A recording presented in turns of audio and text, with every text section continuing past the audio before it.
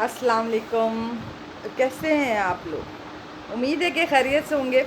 اور اپنی daily routine میں تھوڑا سا ٹائم نکال کے میں چاہ رہی تھی کہ ایک پوائنٹ پہ ایک ڈسکشن تو آپ سے ظاہر نہیں ہو سکتی. ڈسکشن کا ورڈ بار بار آ جاتا ہے کیونکہ آئی ایم اے ٹیچر، تو یہ لفظ میرے زبان پہ چڑھ گیا.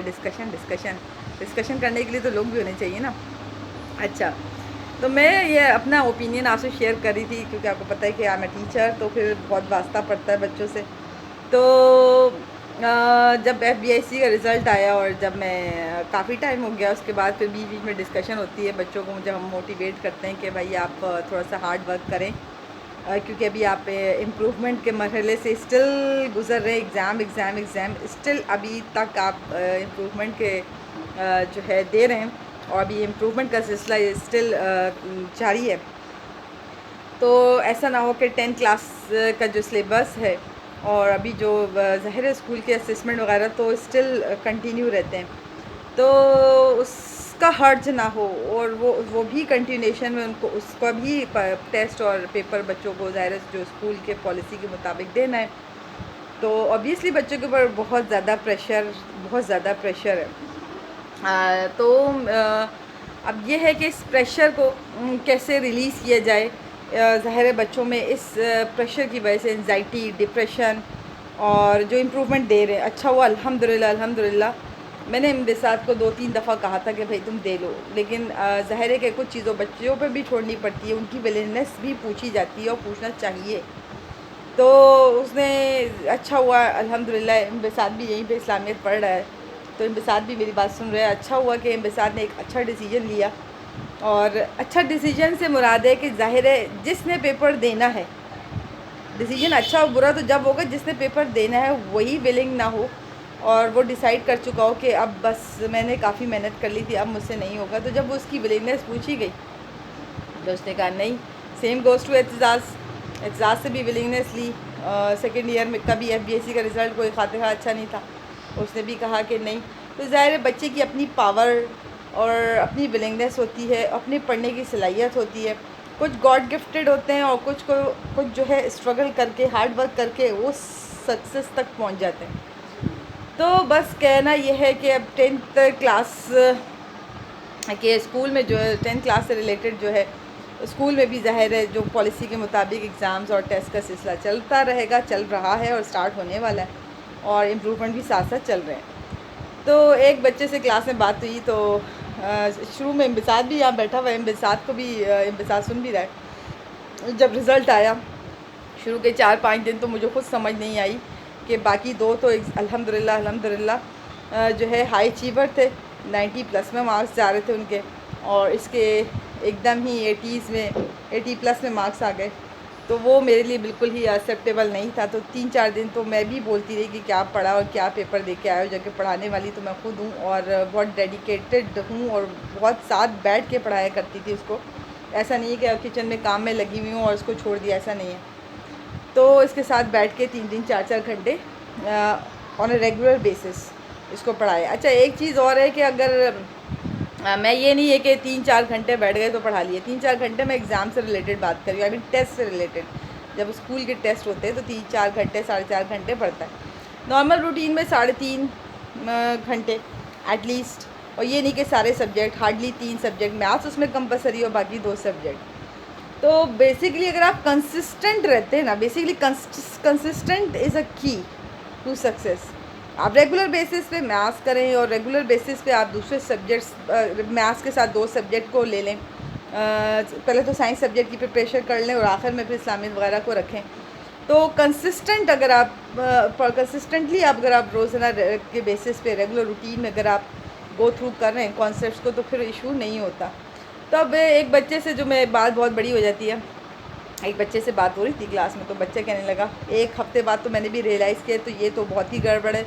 چلو میں تو انبساط کو جو ہے انبساط کو میں باتیں سنا رہی تھی کہ بھائی کیا پیپر کیا ہے. تو جب میں نے ریئلائز کیا کہ بھائی overall performance, overall result ہی ایف بی آئی سی کا ہی اپ سائڈ ڈاؤن ہے، بالکل ہی الٹ پلٹ ہے. تو جس کی وجہ سے نمبر ہی نہیں آئے. کیونکہ میں جب دیکھتی ہوں جو انبساط سے بھی اچھے بچے اپنے اسکول میں، تو ان کے نمبر بھی کوئی خاطر خواہ نہیں ہے. خاطر خواہ نہیں آئے جو آنے چاہیے تھے 90 پلس میں نہیں ہے. تو کہنے کا مقصد ہے، تو بچہ کہنے لگا میم آپ یہ چیزوں کو ریئلائز کری نا، کیونکہ آپ کو پتہ ہے کہ کیا چل رہا ہے نا. تو لیکن ظاہر ہے جو پیرنٹس گھر میں ہیں یا جو پیرنٹس ٹیچر نہیں ہیں، کوئی کسی اور فیلڈ ہے، کوئی اور کریئر ہے اور وہ ٹیچر نہیں ہے، تو وہ کیسے جو ہے بات کو یہ سمجھیں گے کہ میں نے پیپر اچھا دیا اور مجھے تو بڑی ڈانٹ پڑی ہے. تو بچوں کو کائنڈلی سمجھیں، انڈرسٹینڈ کریں. آپ اپنے بچوں کو خود جانتے ہیں کہ وہ پڑھنے والا ہے، تو اس کو اس طرح نہ ڈی گریڈ کریں، ڈی موٹیویٹ کریں اور کہ وہ جو ہے بالکل اپسیٹ ہو جائے کہ یار مجھے تو ڈانٹ پڑ رہی ہے، جبکہ پیپر تو صحیح ہوا ہے. لیکن ظاہر ہے جو پیپر بچے خراب بھی کر کے آتے ہیں تو وہ بھی پیرنٹس سے غلط بیانی کرتے ہیں اور ہمارا پیپر تو بہت زبردست ہوا ہے نا. ایسے ہی ہے نا کہ جن کا پیپر خراب ہوتا ہے وہ بھی ظاہر ہے پیرنٹس کے ڈر سے بولتے ہیں ہم پیپر تو بڑا اچھا ہوا ہے، یا جو چھاپ کے آ جاتے ہیں وہ بھی یہی کہتے ہیں پیپر تو بڑا اچھا ہوا ہے. لیکن ظاہر ہے آپ اپنے بچے کو آپ سب سے زیادہ جانتے ہیں کہ آپ کے بچے کے اکیڈمک ایئر میں تھرو آؤٹ وہ اچھے پیپر دیتا رہا ہے، تو اس پہ کانفیڈنس تھوڑا سا رکھیں. ایک ہفتہ میں نے بھی انبساط سن رہا ہے، ایک ہفتہ میں نے بھی انبساط کے ساتھ جو ہے یہی بات کی کہ پیپر ہم نے اچھے نہیں دیے ہوں گے. لیکن وہ ظاہر ہے کہ پھر میں نے ریئلائز کیا کہ اوور آل ہی پرفارمنس تو اچھی رہی، لیکن رزلٹ خاطر خواہ اچھا نہیں آیا. تو بس یہ ہے کہ تھوڑا سا بچوں پہ کانفیڈنس رکھیں. بچے اس وقت آلریڈی مجھے ایسا لگتا ہے کہ ہمارے زمانے میں کھیل کود اور پڑھائی کا جو آرٹس تھے وہ بہت کم تھے، باقی ایکٹیویٹیز ہماری بہت زیادہ تھی. امپروومنٹ جیسا سلسلہ نہیں تھا، جتنے نمبر آ گئے اس میں پیرنٹس ماشاء اللہ خوش ہو جاتے تھے. لیکن ابھی یہ کہتے ہیں کہ جی گریڈنگ سسٹم FBIC میں، تاکہ بچوں پہ پریشر نہ ہو، بچوں پہ پریشر نہ پڑے. تو بھائی بچوں پہ پریشر نہ پڑے، لیکن آگے آپ NED میں جائیں فرسٹ ایئر سیکنڈ ایئر کے بعد. اب جیسے میرا بیٹا جائے گا تو جب فرسٹ ایئر سیکنڈ ایئر کے بعد جائیں گے، آپ کے پرسنٹیج ہی تو پوچھ رہے ہیں. MD کیٹ میں کیا پوچھ رہے ہیں؟ پرسنٹیج ہی تو پوچھ رہے ہیں. گریڈنگ لا کے کون سا پریشر کم ہو جائے گا؟ پریشر کم ایسے ہوگا کہ امپروومنٹ کا سلسلہ ختم کیا جائے. امپروومنٹ صرف ان بچوں کی ہو جو فیلئر ہیں ان کی امپروومنٹ ہو، کیونکہ باقی یا پھر بہت ہی ولنگ ہو، کیونکہ کچھ پریشر پیرنٹس کی طرف سے بھی ہوتا ہے تو بچے کر لیتے ہیں، تو تاکہ اس پریشر کو بھی ہم تھوڑا سا کم کر سکیں. باقی یہ ہے کہ بچے اگر آپ بہت زیادہ اکیڈمک پریشر تو بہت زیادہ ہے، پڑھائی کب بچے چھوٹے سے بڑا ہو رہا ہے اور بڑے سے پھر وہ اپنے کریئر کی طرف آ جاتا ہے پتہ ہی نہیں چلتا، تو پوری عمر پڑھائی میں گزر جاتی ہے.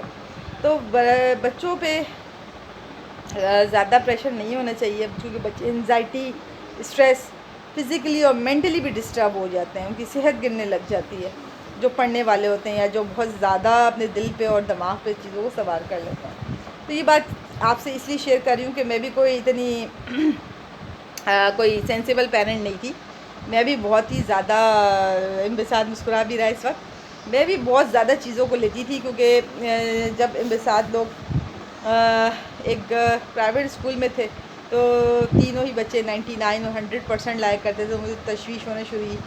پھر ان کو ایک بہت ہی اچھے اسکول میں ڈالا گیا، تو جہاں ان کی پرسنٹیجز 95 96 کو ٹچ کرتی تھی اور 97 کو بھی، تو ادھر کمپیٹ کرنا اتنا آسان نہیں تھا. تو شروع میں مجھے بڑی اسٹرگل کرنی پڑی، تو بڑی 10 ساڑھے 10 بج جاتے تھے رات کے، تو بہت محنت کی.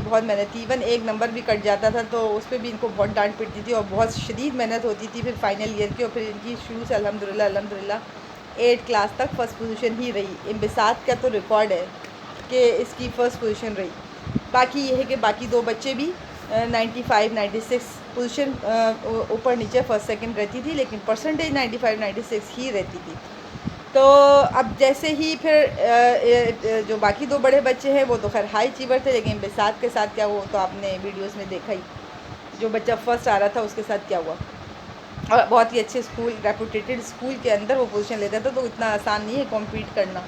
تو میں خود بھی بہت ہی پھنسی قسم کی تھی اور بہت ہی زیادہ سمجھیں کہ ان چیزوں کو لیتی تھی کہ ایک نمبر بھی کیوں کم ہوا. لیکن اب ریئلائز ہوا کہ وہاں اسکول تک تو ہم یہ کر سکتے ہیں، لیکن پھر بات تو قسمت پہ آ جاتی ہے. سسٹم کیونکہ ہمارا ایسا ہے تو ہمارے ہاتھ میں کچھ بھی نہیں ہے، اور پھر تقدیر بھی ایک چیز ہوتی ہے. تو جو آپ کو ملا ہے اس میں الحمدللہ خوش رہیں. اور باقی یہ ہے کہ اللہ سے بچوں کے لیے دعا گو ہوں کہ اللہ تعالیٰ سب بچوں کی قسمت اچھی کرے اور پڑھائی میں دل لگائے. اور پیرنٹس سے یہ ریکویسٹ ہے، کیونکہ میں خود بھی اس پورے مرحلے سے آپ ہی کی طرح گزری ہوں، تو بچوں پہ پریشر نہ دیں۔ ہاں یہ نہ ہو کہ بچہ جو ہے بالکل کھیل کود میں لگا ہوا ہے، لیپ ٹاپ اور موبائل میں، ایسا کوئی سین نہیں ہے۔ جو آرز اس کے پڑھنے کے ہیں تو وہ اس میں پڑھے گا، اگر 2.5 گھنٹے اس نے پڑھنے ہیں، 3 گھنٹے اس نے پڑھنے ہیں، آپ کی مانیٹرنگ میں، پیرنٹنگ مانیٹرنگ کے اندر وہ اس آرز میں اچھی طریقے سے پڑھے گا۔